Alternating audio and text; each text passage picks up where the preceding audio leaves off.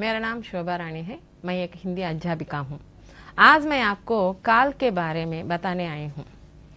Call के बारे में కాల్ माने టెన్స్, ఇంగ్లీష్లో మనం టెన్స్ అంటాం కదా, కాల్. దాన్ని మీకు చెప్దామని వచ్చానమాట. ఈరోజు మనం కాల్ గురించి మాట్లాడుకుందాం. ముందు కాల్ పరిభాష చూద్దామా. क्रिया के जिस रूप से उसके होने के समय का पता चलता है उसे काल कहते हैं. సమయం, కాల్ అంటే సమయం కదా.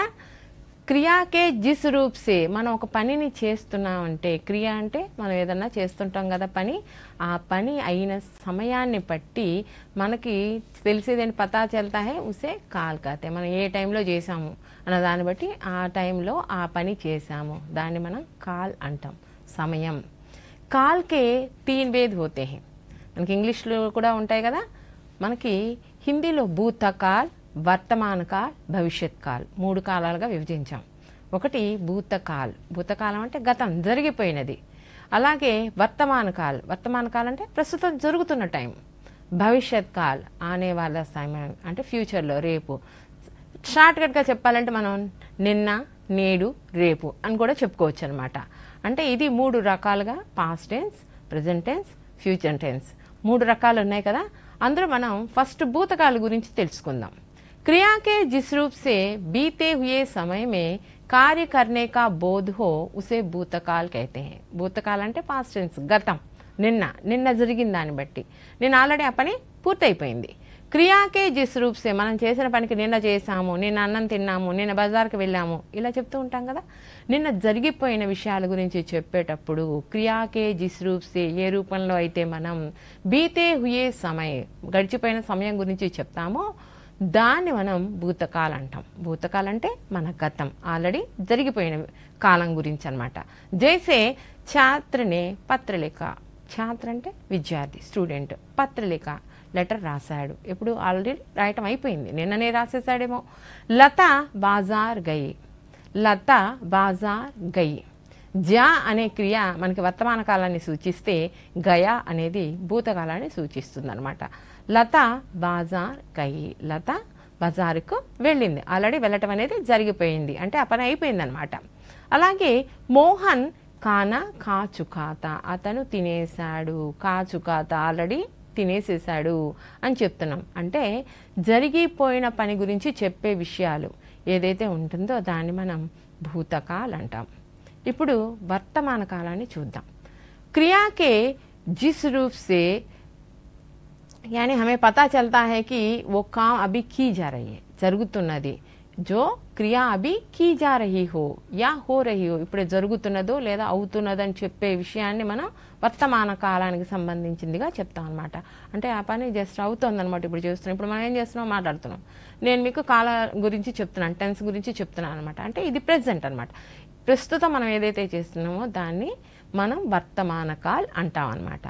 ఉదాహరణకి లడకా కేల్తాయి, పిల్లవాడు ఆడుతున్నాడు, అంటే ఇప్పుడు ఆడుతున్నాడు వాడు, అందుకని ప్రెజెంట్ టెన్స్. ఇప్పుడు జరుగుతున్న పనిని గురించి తెలియజేసేదేమో వర్తమాన కాలము, నిన్న జరిగిపోయిన దాని గురించి చెప్పేదేమో భూతకాలంగా మనం పరిగణిస్తాం అనమాట. మజ్దూర్ సడక్ బనాతే హే, వాళ్ళు శుభ్రంగా రోడ్డు వేస్తున్నారట. మజ్దూర్ శ్రామికులు చక్కగా రోడ్డు వేస్తున్నారట. అలాగే దాదాజీ అఖ్బార్ పఢ్ రహే హే, ఆయన చదువుతూ ఉన్నారు, ఇంకా పూర్తవలా చదువుతూ ఉన్నారనమాట. అంతే కదా, న్యూస్ పేపర్ మొదలెట్టామంటే మనకి టైం పడుతుంది కదా, అంటే కొంత చదువుతూ ఉంటాం. పట్ రహే స్టిల్ గోయింగ్ ఆన్. అలాగే లలిత గాతి హే, అంటే లలిత పాడుతోంది, ఇంకా పాడుతూ ఉందామా అంటే ప్రస్తుతం పాడుతూ ఉన్నది ఆవిడ. అంటే వర్తమాన కాలంలో, ఎట్ ప్రజెంట్ మనం ఏదైతే పని చేస్తున్నామో దాన్ని వర్తమాన కాలం అంటాం. ఇక మూడోది భవిష్యత్ కాలం, రాబోయే కాలం, అంటే రేపేం చేస్తాం అనేది కూడా అనుకుంటాం కదా. అది క్రియాకే జిస్ రూప్ సే काम के भविष्य में होने की बात मालूम हो, రేపు నేను పొద్దున 10ంటికి స్కూల్కి వెళ్తాను, రేపు 11ంటికి ఫంక్షన్కి వెళ్తాను, ఇలా చెప్తాం కదా. రేపు రాబోయే టైం, ఇంకా రాలా, టుమారో. అలాగే క్రియాకే జిస్ రూప్ సే, మనం చేసే పని ఎప్పుడు చేస్తున్నాం అనే సమయాన్ని బట్టి అది వర్తమాన కాలమా, భవిష్యత్ కాలమా, లేదంటే భూతకాలమా అనేది మనకు తెలుస్తుంది. ఇక్కడ కూడా భవిష్యమే హోనేకి బాత్ మాలూం హో, నెక్స్ట్ ఎప్పుడు ఇంకా చేస్తాం, చేయబోతున్నాము అనేది తెలియజేసేదాన్ని మనం భవిష్యత్ కాలంగా పరిగణిస్తాం అన్నమాట. ఉదాహరణకి మై ఢిల్లీ జాऊंगा, నేను ఢిల్లీ వెళ్తాను, అంటే పర్టికులర్గా చెప్పలేదు, వెళ్తాను, ఎప్పుడైనా వెళ్ళొచ్చు, రేపు వెళ్ళొచ్చు, ఎల్లుండి వెళ్ళొచ్చు, ఎప్పుడైనా వెళ్ళొచ్చు. మై ఢిల్లీ జాऊंगा. రమ చిత్ర బనాయేగి, రమ చిత్రాన్ని గీస్తుంది. అలాగే సచిన్ గీత్ సునేగా, సచిన్ పాటలు వింటాడు, ఆ పాట వింటాడు, ఎప్పుడు అనేది తెలియదు కానీ రేపు వింటాడు, ఇంకా వినలేదు వింటాడు. ఇలాగా జరిగిపోయిన పని గురించి చెప్పేదాన్ని మనం భూతకాలం అని, జరుగుతున్న విషయం గురించి చెప్పేదాన్ని మనం వర్తమాన కాలం అని, జరగబోయే దాని గురించి చెప్పే విషయాన్ని మనం భవిష్యత్ కాలం అని అంటామన్నమాట. ఉసే తరహ కాల్ కా దూసరా సంక్షిప్త పరిచయం, మనకి ఈజీగా గుర్తుపెట్టుకోవడానికి భూతకాలము, వర్తమాన కాలం, భవిష్యత్ కాలం కాకుండా కల్, ఆజ్, కల్. కల్ అంటే ఎస్టర్డే, ఆజ్ టుడే, కల్ టుమారో. హిందీలో మనం కల్ అనే అంటాం, నిన్న కానీ రేపు కానీ ఏదైనా కూడా మనం కల్ అనే అంటాం అన్నమాట. కల్ జాయేంగే క్రియను అనుసరించి అప్పుడు కల్ జాయేంగే అంటే అది భవిష్యత్ కాల క్రియ అని, అలాగే కల్ గయాతా అంటే కనుక నిన్న వెళ్ళాను అనేటట్టయితే మనం దాన్ని భూతకాలం కింద పరిగణిస్తాం. అంటే కల్ అనేది నిన్నటికి వర్తిస్తుంది, రేపటికి వర్తిస్తుంది. మనం చేసిన పనిని బట్టి అది భూతకాలిక క్రియ లేకపోతే భవిష్యత్ కాలిక క్రియ అనేది మనం అంచనా వేయగలుగుతాం అన్నమాట. చూడండి ఇక్కడ కల్, ఆజ్, కల్, ఎస్టర్డే, టుడే, టుమారో, భూతకాల్, వర్తమాన కాల్, భవిష్యత్ కాల్. ఇది షార్ట్ కట్ మధ్యలో కల్, ఆజ్, కల్ అనేది మనం గుర్తు పెట్టుకుంటే మనకి ఈజీగా అర్థమవుతుంది. మనకు ఆ కల్ అనేది ఎలా తెలుస్తుంది? క్రియను అనుసరించి, క్రియ జరిగిన విధానాన్ని బట్టి, టైంని బట్టి మనకు అది భూతకాల క్రియ లేకపోతే భవిష్యత్ కాల క్రియ అనేది అర్థమైపోతుంది అన్నమాట. ఇది చిన్న సింపుల్ టెక్నిక్ అనమాట. మనం కల్, ఆజ్, కల్ అనేది గుర్తుపెట్టుకుంటే ఈ 3 కాలాల గురించి మనకి ఒక ఐడియా వస్తుందన్నమాట. హిందీ మే బీతే హుయే और आने वाले समय को कल ही कहेंगे. ఇది మన స్క్రీన్ మీద అంటే మనం గుర్తుపెట్టుకోవాల్సిన విషయాలు అనమాట. ఒకసారి చూద్దాం. క్రియాకే సమయకే సహారే కాల్కో పెహచాన్ సక్తే హై. ఇందాక నేను చెప్పాను కదా, మనం క్రియను చేసిన టైంని బట్టి అది భూతకాలమా లేకపోతే భవిష్యత్ కాలమా అనేది నిర్ణయించేది ఏంటి? ఆ టైము, మనం చేసే పని ఏ టైంలో చేసామన్న దాన్ని బట్టి. కాల్కో పెహచాన్నే से पहले हमें ये सीखना आवश्यक है, वे है మై, తుమ్, వాహ్. మన ముందు ఈ కాలాలన్నీ మార్చాలి. ఇవన్నీ మార్చాలంటే ముందు మనకి సార్వనామిక రూపాలు తెలియాలి. పేర్లంటే ఎక్కడ ఇబ్బంది ఉండదు, సార్వనామిక రూపాల్లో కొన్ని మారుతూ ఉంటాయి, అవన్నీ గుర్తుపెట్టుకోవాలి. అందులో బహువచనం ఏంటి, ఏకవచనం ఏంటి? ఎందుకంటే మనం భూతకాలంలో అంటే నే ప్రయోగం చేస్తాం కాబట్టి అక్కడ కర్మను అనుసరించి క్రియ రాస్తాం. కానీ వర్తమాన కాలంలో కానీ భవిష్యత్ కాలంలో కానీ మనము కర్తను అనుసరించే రాస్తాము. కర్తను అనుసరించి రాసినప్పుడు అందులో బహువచన రూపాలు ఏంటి, ఏకవచన రూపాలు ఏంటి అనేది మనకి ఒక అవగాహన ఉంటే చాలా మంచిది. ఇక్కడ చూడండి, మై, తుమ్, వహ్, యహ్ ఇవి ఏకవచన రూపాలు. మై అన్న, తుమ్ అన్న, వహ్ అన్న, యహ్ అన్న, ఈ 4 కూడా ఏకవచన రూపాలు అంటాం వీటిని. వీటికి బహువచన రూపాలు. మైకి తుమ్ అనేది, మైకి హమ్ అనేది బహువచన రూపం, తుమ్కి ఆప్ అనేది బహువచన రూపం, వహ్కి వే, యహ్కి ఏ. ఇవి హమ్, ఆప్, ఏ, వే అనేవి బహువచన రూపాలు. వీటిని బట్టి మనం వాక్యంలో క్రియను అనేది కానీ మనకి సహాయ క్రియలు కానీ రాయాల్సినప్పుడు వీటిని ఉపయోగించి మనకి రాయాల్సి ఉంటుందన్నమాట. అంటే ముందు మనకి ఒక ఐడియా ఉండాలి, ఏవి అసలు ఏకవచన రూపాలు, ఏవి బహువచన రూపాలు అనే దాని మీద మనకు ఒక అవగాహన ఉండాలి. ఇప్పుడు సహాయ క్రియల గురించి తెలుసుకుందాం. భూతకాలిక సహాయ క్రియలు థా, థే, థీ. థా, థే, థీ మనం ఆ, ఏ, ఈ అనేవి గుర్తుపెట్టుకోవాలి నాన్న. ఆ, ఏ, ఈ అంటే ఆ అంటే పుల్లింగ ఏకవచనానికి సంబంధించింది. అలాగే ఏ అనేది పుల్లింగ బహువచనానికి సంబంధించింది. ఈ అనేది స్త్రీలింగానికి సంబంధించింది. స్త్రీలింగంలో మారేదే ఉండదు. ఈ చుక్క కానీ, ఈ అంటే ఇయా కానీ ఇట్లాగా ఈ అనేదే వస్తుందన్నమాట. ఇక్కడ భూతకాలిక క్రియాలు థా, థే, థీ. థా అంటే పుల్లింగ ఏకవచన రూపమని, థే అంటే పుల్లింగ బహువచన రూపమని, థీ అంటే స్త్రీలింగ రూపమని గుర్తుపెట్టుకోవాలి. ఈ సహాయ క్రియలు ఆ వచనాల్లో ఉన్న ఆ లింగాల్ని బట్టి మనం రాయాలన్నమాట. పుల్లింగం అయితే థా, ఒక్కళ్ళే ఉంటే థా రాయాలి, ఇద్దరు అంతకంటే ఎక్కువ మంది ఉంటే థే అని రాయాల్సి ఉంటుంది. అలాగే స్త్రీలింగ అయితే థీ అని రాయాల్సి ఉంటుంది. వర్తమాన కాలకే సహాయ క్రియ. ఇక వర్తమాన కాలంలో హూ మనకు మొదలుగా మనం మై హూ, మనం చెప్తుంటాం కదా బేసిక్స్ చెప్పేటప్పుడు మై హూ తుమ్ హో అనేవి మారుతూ ఉంటాయి. మిగతావి ఇక్కడ చూడండి హూ హో హై హైపర్ బిందు. హూ అనేది మై వచ్చినప్పుడు ప్రయోగిస్తాం అనమాట. అలాగే హో తుమ్ వచ్చినప్పుడు హో, తుమ్ పాట్ పడితే హో, మై ఖానా ఖాతా హూ అని చెప్పినప్పుడు మై వచ్చినప్పుడు హూ అనేది రావాలి, తుమ్ వచ్చినప్పుడు హో అనేది రావాలి. అలాగే హై వహ లిఖతా హై, వే లిఖతే హై, వహ లిఖతా హై, రామ్ లిఖతా హై, సీతా లిఖతా హై. సింగులర్లు అంటే మనం ఏకవచనంలో రాసినప్పుడు హై అని రాస్తాం.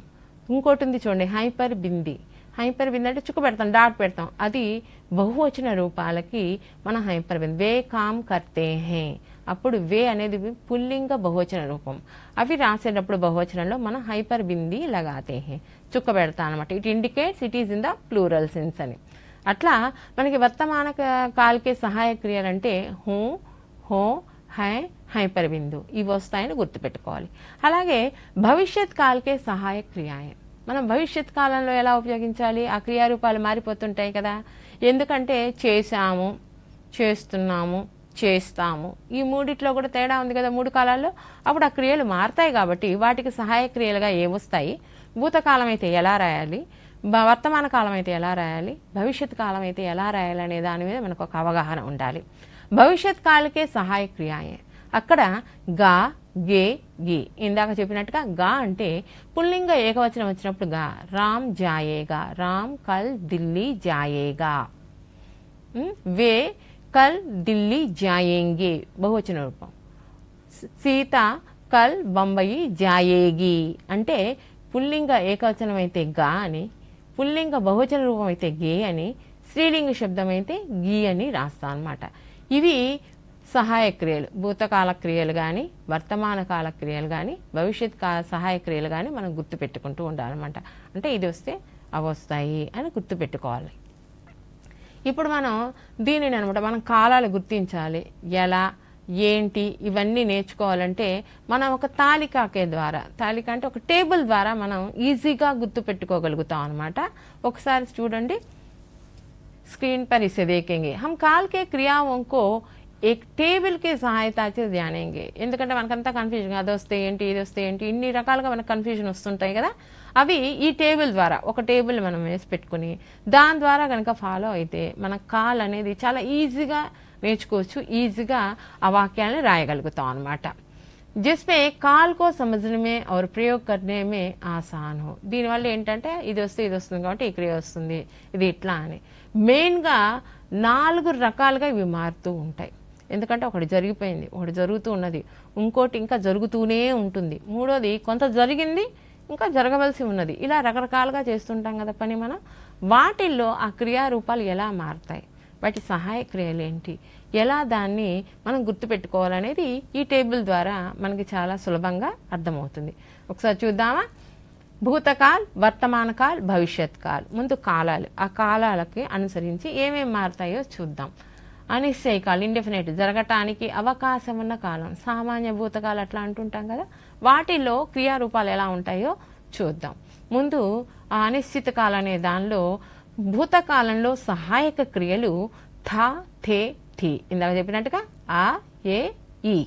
అలాగే ఇక్కడ ఈ క్రియారూపాలు ఏంటంటే సహాయక రూపంలో ఏముంటాయంటే థ, థే, థి అనేవి. ఇవి మనం బాగా మైండ్లో గుర్తుపెట్టేసేసుకోవాలి. భూతకాలిక క్రియలు అంటే థ, థే, థి అనేవి వస్తాయి. అదే వర్తమాన కాలం అయితే కనుక హూ, హో, హై, హైపర్ బింది వస్తాయి. అలాగే గా, గే, ఆ, గా, గే, గి అనేవి భవిష్యత్ కాలంలో వస్తాయి. ఇవి మనం గుర్తుపెట్టుకోవాల్సినవి.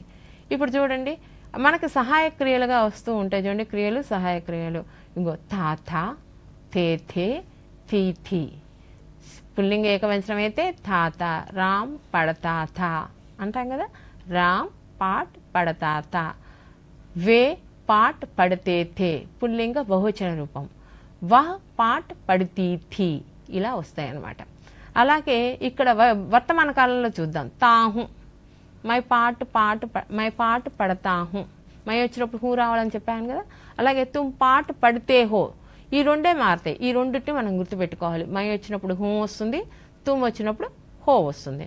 మిగతావి ఏకవచనం అయితే హై వస్తుంది, బహువచనం అయితే హైపర్ బింది వస్తుంది. ఈ రెండింటిని మాత్రం మనం జాగ్రత్తగా గుర్తుపెట్టుకోవాలన్నమాట. అలాగే తాహై, రామ్ పాట పడతా హే అనుకోండి, రామ్ పాట పడతా హే అంటే వాడు చదువుతున్నాడు. అలాగే తీ హే అని కూడా రాదు, అదే స్త్రీలింగం అయితే రామ్ సీతా పాట పడతీ హే, వహ పాట పడతా హే. దానిలో మనకి కర్త పుల్లింగో స్త్రీలింగో తెలియదు, కానీ వహ పాట పడతా హే, పడతా హే అనే క్రియను అనుసరించి మనం అది పుల్లింగ శబ్దం అని ఐడెంటిఫై చేయగలుగుతాం. వహ పాట పడితీ హే అంటే స్త్రీలింగ శబ్దం, ఎందుకంటే పడితీ ఈ అనేది స్త్రీలింగ శబ్దం కాబట్టి. అలాగా తే హే, వే పాట పడితే హే, అప్పుడు మనకి తే హే హైపర్ విందు పెట్టామనుకో, వే అనేది ప్లూరల్, వే పాట పడితే, పడితే అంటే ఆ క్రియను అనుసరించి అది పుల్లింగ బహువచన రూపంలో ఉందని మనకు అర్థమైపోతుంది. అట్లాగే తీ హై, తీ హై అంటే స్త్రీలింగ శబ్దం, తీ హైపర్ బిందు ఇస్తే స్త్రీలింగంలోనే బహువచన రూపం అని అర్థమవుతుంది. అలాగే ఇప్పుడు భవిష్యత్ కాలక్రియలు చూద్దాం. గా గే గి, మళ్ళీ ఇక్కడ కూడా మై ఢిల్లీ జాऊंगा, మై వచ్చినప్పుడు ఊంగా అని వస్తుంది కదా. అలాగే తుమ్ వచ్చినప్పుడు ఓగే, ఊంగా ఊంగి ఏగి ఏంగి, ఇలాగ క్రియలు వస్తాయి అన్నమాట. వే పాట పడేంగి, వే పాట పడేంగి ఇలాగ వస్తాయి. తుమ్ వచ్చినప్పుడు ఏగా ఏగే ఇట్లా వస్తూ ఉంటాయి అన్నమాట. ఒక మై వచ్చినప్పుడు మాత్రం ఊంగా అనేది వస్తుందన్నమాట. ఈ క్రియలు మనం జాగ్రత్తగా గుర్తుపెట్టుకుంటూ ఉండాలి. రెండోది నిరంతరం కంటిన్యూస్గా జరుగుతూ ఉన్నదంటే రహ అనేది యాడ్ అవుతుంది కదా, ఇంకా జరుగుతూ ఉన్నదానికి ఆ క్రియలు ఎలా మొదలవుతాయో చూద్దాం. మనకి ముందు భూతకాలంలో రహాథ అంటే పుల్లింగ ఏకవచనం, అది రహేతే, అలాగే రహీతి, ఈ మూడే మారుతుంటాయి, ఆ ఏ ఈ. ఇలాగ మనం గుర్తుపెట్టుకోవాలన్నమాట. కంటిన్యూస్ అయినప్పుడు రహా ఇంగ్ ఫామ్ అనమాట, ఐఎన్జీ అంటాం కదా, స్టిల్ గోయింగ్ ఆన్. అలాగా మనకి నిరంతర కంటిన్యూస్లో అయితే కనుక భూతకాలంలో రహాత అనేది వస్తుంది, రహేతే రహీతి. అలాగే వర్తమాన కాలంలో రహాహే రహీహే రహేహే ఇలాగా వస్తుందన్నమాట. అలాగే మనకి భవిష్యత్ కాలంలో రహా హోగా రహే హోంగే రహీ హోగి, అంటే ఆ లింగ వచనం ఇది మొత్తం కూడా ఆ ఏ ఈ ఎక్సెప్ట్ మై తుమ్ అనేవి తప్ప మిగతా ఏది వచ్చినా కూడా ఇవన్నీ అంటే ఆ ఏ ఈ కింద కిందనే తిరుగుతూ ఉంటాయి అన్నమాట. అంటే పుల్లింగ ఏకవచనం, పుల్లింగ బహువచనం, పుల్లింగ స్త్రీలింగ బహువచనం కానీ ఏకవచనం కానీ. అలాగే పూర్ణభూతకాలు పర్ఫెక్ట్ దానిలోకి వచ్చేసరికి చూడండి, చుకాతా చేయగలిగాను, ఒక కామ్ కర్ చుకాతా అని వస్తుంది భూతకాలంలో. అలాగే వే కామ్ కర్ చుకేతే, వే కామ్ కర్ చుకీతి, స్త్రీలింగమైన పుల్లింగమైన బహువచన రూపమైన చుకా అనే క్రియని అలా రాయాలన్నమాట. అలాగే భూతకాలంలో చుకా హై చుకే హై చుకీ హై, అక్కడైతే థా థే థీ అంటాం భూతకాలం అయితే, ఇక్కడైతే హై వస్తుంది వర్తమాన కాలంలో. అలాగే భవిష్యత్ కాలంలో వచ్చి చుకా హోగా చుకీ హోగి చుకే హోంగే, ఇలాగా చుకా హోంగా హోంగే హోంగి ఇలాగా వస్తుంది అనమాట. ఏగా ఏగి ఇలాగా భవిష్యత్ కాల క్రియలు అలా మారుతాయన్నమాట. అలాగే పర్ఫెక్ట్ కంటిన్యూస్ అంటే ఇంకా జరుగుతూ ఉన్నాయి.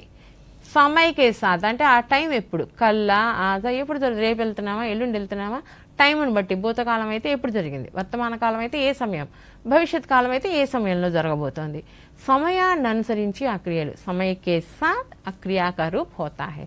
సమయకే సాత్ ఫస్ట్ దానిలో రహాతా రహేతే రహీతి భూతకాలంలో. అలాగే వర్తమాన కాలంలో కూడా సమయాన్ని అనుసరించి రహాహే రహేహే రహీహై.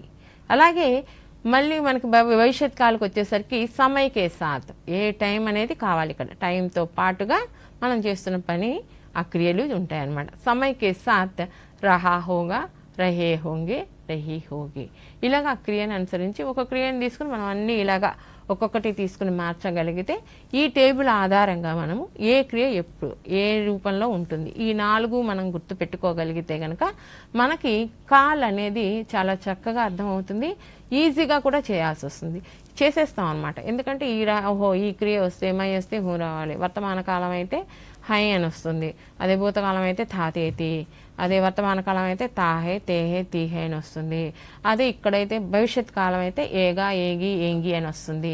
ఈ క్రియలన్నీ మనం గుర్తుపెట్టుకుంటే మనకి కాల్ అనేది చాలా ఈజీగా అర్థమవుతుంది, చాలా చక్కగా ఎటువంటి తప్పులు లేకుండా మనం వాక్యాలు అనేవి రాయగలుగుతాము. ఈ కాల్ అనేది మనకి టెన్సెస్ అనేవి హిందీలో ఆయుపంటు లాంటిది. ఇది నేర్చుకుంటే మనకి ఈ కాలం అనేది ఎలాగ మార్చాలి, ఈ వాక్యాలు అనేవి ఎలా రాయాలి, భూతకాలంలో అయితే ఎలాగా, వర్తమాన కాలంలో అయితే ఎలాగా, లేకపోతే భవిష్యత్ కాలంలో మార్చాలంటే ఏ విధంగా మార్చాలి అనేది మనకి ఒక అవగాహన ఉంటే వ్యాకరణం మీద మనకి పట్టు వస్తుంది.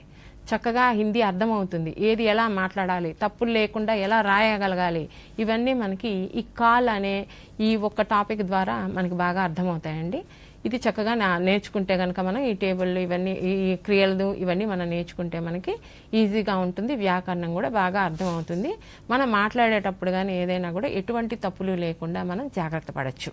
హిందీ భాషని మనం నేర్చుకోవడం చాలా సులువండి. హిందీ అంటే చాలా మందికి చాలా భయాలు ఉంటాయి, అమ్మో అది రాదేమో చేయదని. కాకపోతే చాలా సులువండి. మనకి తెలుగుకి హిందీకి చాలా దగ్గర సంబంధం కూడా ఉంటుంది. మనం కొన్ని అందులో పదాలు కూడా ఇందులో వాడుతూ ఉంటాం. అలాగే మన వల్ల ఏంటంటే ఈ క్రియల దగ్గర అనమాట మనకి వర్తమాన కాలం, భవిష్యత్ కాలం, భూతకాలం, వీటిల్లో ఈ ప్రయోగాలు. మన టెన్సెస్ అంటే ఇంగ్లీష్లో అన్నీ మనం చెప్పినట్టుగానే ఈజీగా ఉంటుంది, కానీ అంతకంటే ఈజీ అండి మన హిందీలో. కాకపోతే ఏంటంటే మనకి అర్థమయ్యే రీతిలో ఒక టేబుల్ ఫామ్గా చేసుకుని మనం సులువుగా దాన్ని అర్థం చేసుకోగలిగితే అన్నిటికంటే కూడా హిందీయే చాలా ఈజీ అనిపిస్తూ ఉంటుంది. కాబట్టి హిందీ నేర్చుకోవడం చాలా ఈజీ అండి. దానికల్లా చిన్ని చిట్కాలు, మనకు కావాల్సిన ఇన్ఫర్మేషన్ ఎట్లా ఏంటి అనేది కనుక మనం నేర్చుకోగలిగితే ఈ భాష చాలా తేలిగ్గా వస్తుంది. ఈ కాల్ విషయం మీద మనం ఈ టాపిక్ ఇప్పుడు చెప్పాను కదా, కాల్ అనేది. దాని మీద ఎవరికైనా సందేహాలు ఉంటే ఇది యూట్యూబ్లో డిడి సప్తగిరి ఛానల్లో ప్రసారం అవుతుందండి. దానిలో చూసి మీకు ఎటువంటి అయినా సందేహాలు కానీ ఏమైనా క్వశ్చన్స్ కానీ మీరు వేయదలుచుకుంటే కామెంట్లో తెలియచేయండి. అలాగే నేను మీకు ఒక తాలిక ఇచ్చా కదా, టేబుల్ ఇచ్చాను కదా, వర్తమాన కాల క్రియలు ఎలా మారుతాయి, వర్తమాన కాలము, భవిష్యత్ కాలము, భూతకాలము. ఆ క్రియల్లో మీరు మీ సొంతంగా మీకు అది ప్రాక్టీస్ చేసి చక్కగా మీకు అది రావాలనుకుంటే ఒక క్రియను తీసుకుని అది 3 కాలాల్లో ఎలా మారుతుంది, నేను ఇచ్చిన టేబుల్ ప్రకారం ఆ ఎగ్జాంపుల్ ఇంప్లిమెంట్ చేసి చక్కగా చూసి దానికి సంబంధించిన ఫొటోస్ నాకు పెట్టి ఏదైనా మీరు పంపించగలిగితే దానిలో యూట్యూబ్ కామెంట్లో మీరు పెడితే అందులో ఏదైనా తప్పులు కానీ లేకపోతే మీరు ఏదైనా సలహా కానీ ఏదైనా అడిగితే నేను దానికి సమాధానాలు ఇస్తాను. ధన్యవాదాలు.